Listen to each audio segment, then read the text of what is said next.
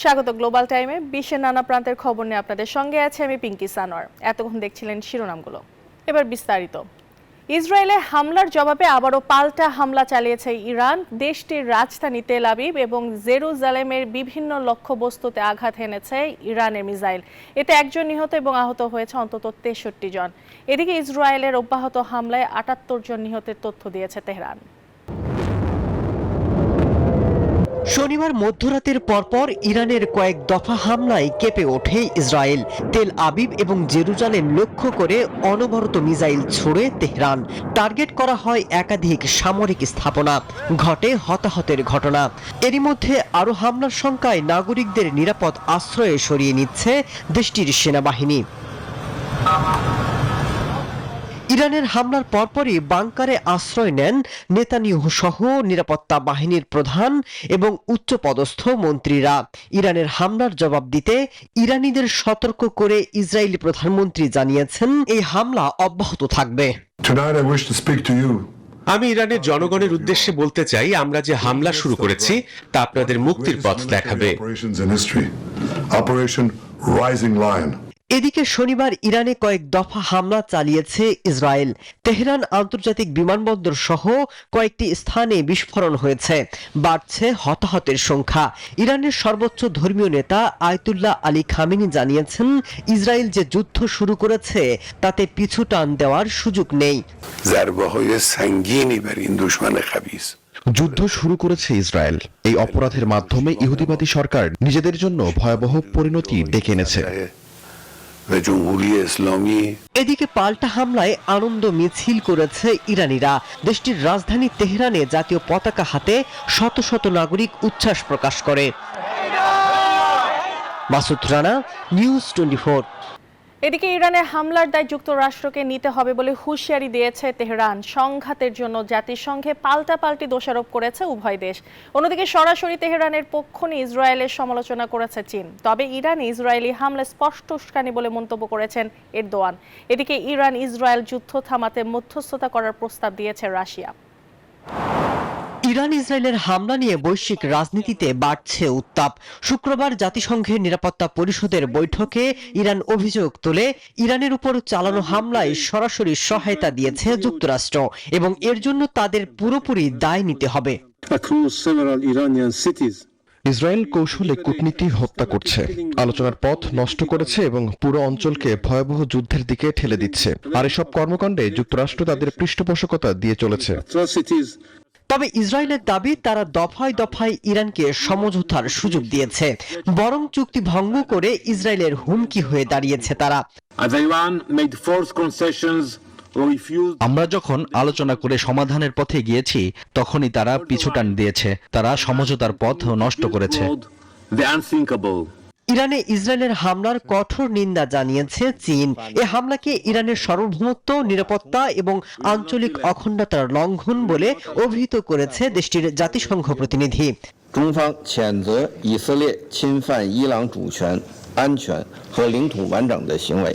Netanyahu সমগ্র অঞ্চলকে অস্থিরতা এবং বিপর্যয়ের দিকে নিয়ে যাওয়ার চেষ্টা করছেন বলে ইসরায়েলকে হুঁশিয়ার করেছেন তুরস্কের president Recep Tayyip Erdogan. Aynı şekilde İstanbul veya Ankara'da bir araya getirmek, hatta Sayın Trump'ı da। এদিকে ইরানের প্রেসিডেন্ট এবং ইসরায়েলের প্রধানমন্ত্রী নেতানিয়াহুর সাথে টেলিফোনে কথা বলেছেন রাশিয়ার president Vladimir Putin. Iran Israel যুদ্ধ থামাতে মধ্যস্থতা করার প্রস্তাবও দিয়েছেন তিনি। মাসুদ রানা, নিউজ 24। একদিকে হুঙ্কার, অন্যদিকে ইরানি হামলা থেকে বাঁচতে 2 দফা বাংকারে লুকিয়েছিলেন ইসরায়েলি প্রধানমন্ত্রী বেনিয়ামিন নেতানিয়াহু। এরই মধ্যে ইরানে পারমাণবিক কর্মসূচি রুখতে দিচ্ছেন একের পর এক ইরানকে দিচ্ছেন সবক। এদিকে ইরানের সরকারি বার্তা সংস্থা ইরানের প্রতিবেদনে বলা হয়েছে, এমন উত্তেজনাকর পরিস্থিতিতেই নেতানিয়াহুর দেশ ছেড়ে অজানা স্থানে চলে গেছেন।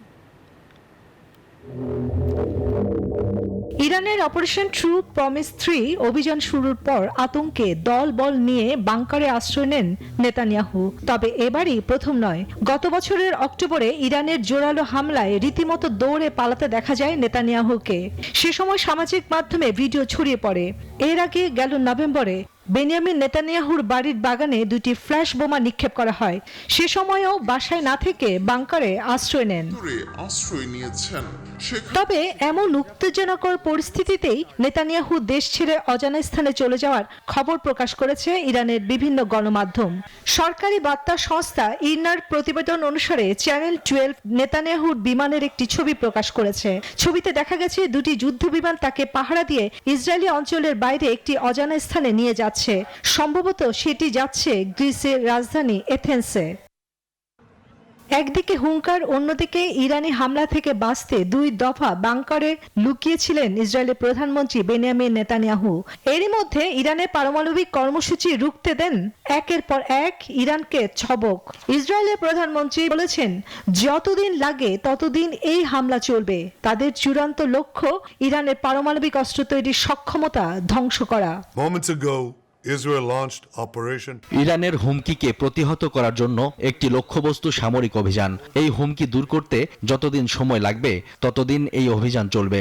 This operation will নেতানিয়াহুর হুঁশিয়ারি, এখনই পদক্ষেপ না নিলে ভবিষ্যতে ইসরায়েলের অস্তিত্বই থাকবে না। চন্দ্রানী চন্দ্রা, নিউজ 24। শুধু বাইরের শক্তি নয়, ইরানের অভ্যন্তরে এমন অনেক শক্তি সক্রিয় যারা নিজেদের স্বার্থে শত্রুর হাতিয়ার হয়ে উঠেছে। এ অবস্থায় বিশ্বাসঘাতক মির্জাফরদের খুঁজে বের করতে এখন মরিয়া ইরান সরকার। এদিকে ইসরায়েলের পক্ষ নিয়ে তেল আবিবকে পরোক্ষভাবে সহায়তা করছে মুসলিম দেশ। ইরানের পারমাণবিক সামরিক স্থাপনা সহ আবাসিক ভবনে ইসরায়েলের সূক্ষ্ম হামলার পর থেকে আন্তর্জাতিক মহলে ঘুরপাক খাচ্ছে নানা প্রশ্ন।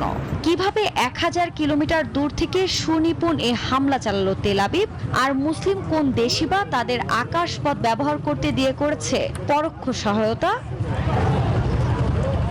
বিশেষজ্ঞদের বিশ্লেষণ ও আন্তর্জাতিক প্রভাবশালী গণমাধ্যমের বরাতে জানা যায়, ইসরায়েল বহু বছর ধরেই ইরানের পারমাণবিক ও ক্ষেপণাস্ত্র কর্মসূচির বিরুদ্ধে সুপরিকল্পিত গোপন সামরিক প্রস্তুতি চালিয়ে আসছে।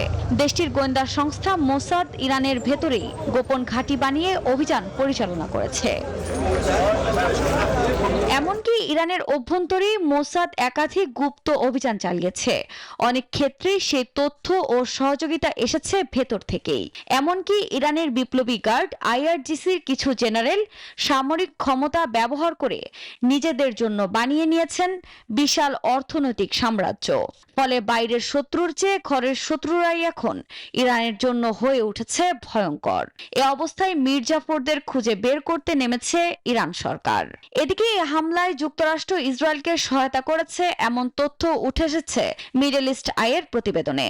গণমাধ্যমটি জানায়, শুক্রবার ইরানের ওপর নজিরবিহীন হামলার আগে ইসরায়েলকে গোপনে শত শত হেলফায়ার ক্ষেপণাস্ত্র সরবরাহ করেছে ট্রাম্প প্রশাসন।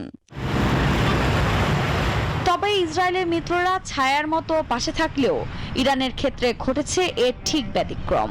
মুসলিম দেশগুলোই হয়ে উঠেছে দেশটির সবচেয়ে বড় শত্রু। লেবানন ইরানের ঘনিষ্ঠ মিত্র হয়, সেই পথ এড়িয়ে গেছে ইসরায়েল। বিশ্লেষকদের ধারণা, ইসরায়েল এই হামলা চালাতে জর্ডান, ইরাক বা সিরিয়ার আকাশসীমা ব্যবহার করেছে। যদিও জর্ডান এরই মধ্যে বিষয়টি প্রত্যাখ্যান করেছে, তবে সিরিয়ায় পশ্চিমা সমর্থিত সরকার থাকায় দেশটির আকাশসীমা ব্যবহার করে হামলা চালানো হয়ে থাকতে পারে বলেও ধারণা করা হচ্ছে। আফরিন মৌ, নিউজ 24।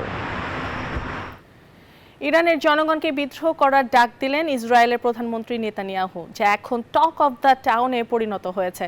বিশ্লেষকদের মতে ইসরায়েলের ধারণা, খামেনিকে ক্ষমতা থেকে সরানো মানে ইরানের বিপ্লবী কাঠামোকে ভেঙে দেয়া। আর এই লক্ষ্য বাস্তবায়নে তেল আবিব ব্যবহার করছে একাধিক স্তরের গোপন ও প্রতীকী কৌশল। এদিকে অভ্যন্তরীণ রাজনৈতিক সংকটে নেতানিয়াহুর খামেনির বিরুদ্ধে কড়া অবস্থান নেওয়ার চলছে সমালোচনার ঝড়। ইসরায়েল শুধু ইরানে হামলা চালিয়েই ক্ষান্ত হয়নি। এবার ইরানে কট্টর ইসলামপন্থী শাসক গোষ্ঠীর বিরুদ্ধে ইরানিদের বিদ্রোহ করার আহ্বান জানিয়েছেন ইসরায়েলের প্রধানমন্ত্রী বেনিয়ামিন নেতানিয়াহু।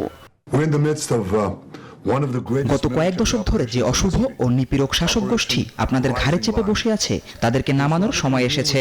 আপনারা আপনাদের পতাকা এবং ঐতিহাসিক উত্তরাধিকারের ছায়াতলে আসুন। নিপীড়নবাদী শাসন থেকে মুক্তির জন্য ঐক্যবদ্ধ হন, আওয়াজ তুলুন। যে সুযোগ আপনাদের সামনে এসেছে তাকে গ্রহণ করুন। বিশ্লেষকদের মতে ইসরায়েল মনে করে ইরানের সর্বোচ্চ নেতা আয়াতুল্লাহ আলী খামেনির গড়া বিপ্লবী গার্ড হামাস হিজবুল্লাহর মতো গোষ্ঠী তাদের নিরাপত্তার জন্য বড় হুমকি হয়ে উঠেছে। ইসরায়েলের ধারণা খামেনিকে ক্ষমতা থেকে সরানো মানেই ইরানের বিপ্লবী কাঠামোকে ভেঙে দেয়া। তাই মোসাদের মাধ্যমে চালানো গুপ্তচর বৃত্তি, সাইবার হামলা, উচ্চ পর্যায়ের হত্যাকাণ্ড সবই এই বৃহত্তর পরিকল্পনার অংশ। তথ্য বলছে রাইসির মৃত্যুর পর তৈরি হওয়া নেতৃত্ব শূন্যতা ইসরায়েলের জন্য যেন নতুন সুযোগ এনে দিয়েছে।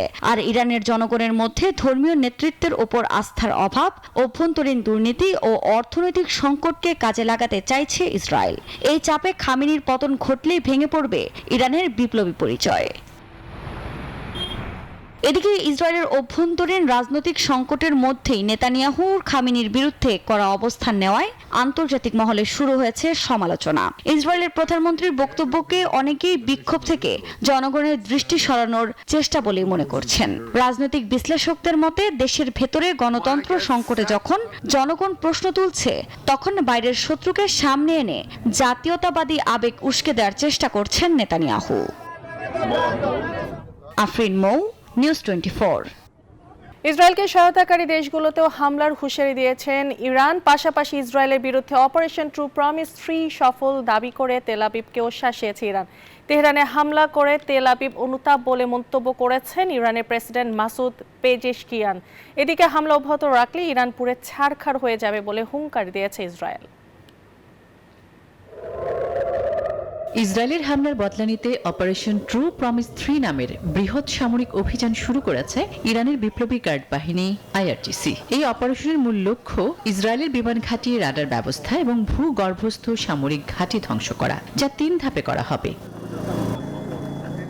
এ নিয়ে ইরানের ক্রোধ শুধু ইসরায়েলের উপরে নয়, তেল আবিবকে সহায়তা বা মদত দেয়া অন্যান্য দেশগুলির প্রতিও। হুঁশিয়ারি দিয়েছে একে একে নেতানিয়াহু সরকারকে সহায়তাকারী দেশগুলোকেও লক্ষ্যবস্তুতে পরিণত করবে তেহরান। এখানেই শেষ নয়, ইরানে এবার হামলা নেতানিয়াহুর বড় ভুল সিদ্ধান্ত ছিল বলে মন্তব্য করেছেন ইরানি প্রেসিডেন্ট মাসুদ পেজেশকিয়ান। এর জন্য ইসরায়েলকে চড়া মূল্য দিতে হবে বলেও সতর্ক করেন তিনি। এদিকে এই পরিস্থিতিতেও হুঁশিয়ারি উচ্চারণ করেছেন ইসরায়েলের প্রতিরক্ষা মন্ত্রী। সতর্ক করেন, ইরান যদি ইসরায়েলের উপর ক্ষেপণাস্ত্র হামলা অব্যাহত রাখে তবে তেহরান পুড়ে ছারখার হয়ে যাবে। আসমাতুলি, নিউজ 24। ভারতের আহমেদাবাদের বিমান দুর্ঘটনায় মৃতের সংখ্যা বেড়ে দাঁড়ালো 279। যদিও এখনো প্রকাশ করা হয়নি সরকারি পরিসংখ্যান। ঘটনাস্থল থেকে আরও মৃতদেহ উদ্ধার করা হয়েছে। শনিবার সকাল পর্যন্ত অন্তত 274 জনের মৃত্যুর তথ্য দিয়েছে দেশটির গণমাধ্যম। এদিকে প্রিয়জনের খোঁজে হাসপাতালে ভিড় জমাচ্ছেন অনেকে। মৃতদেহ শনাক্তকরণের জন্য এরই মধ্যে DNA পরীক্ষার ব্যবস্থাও করেছে গুজরাট প্রশাসন।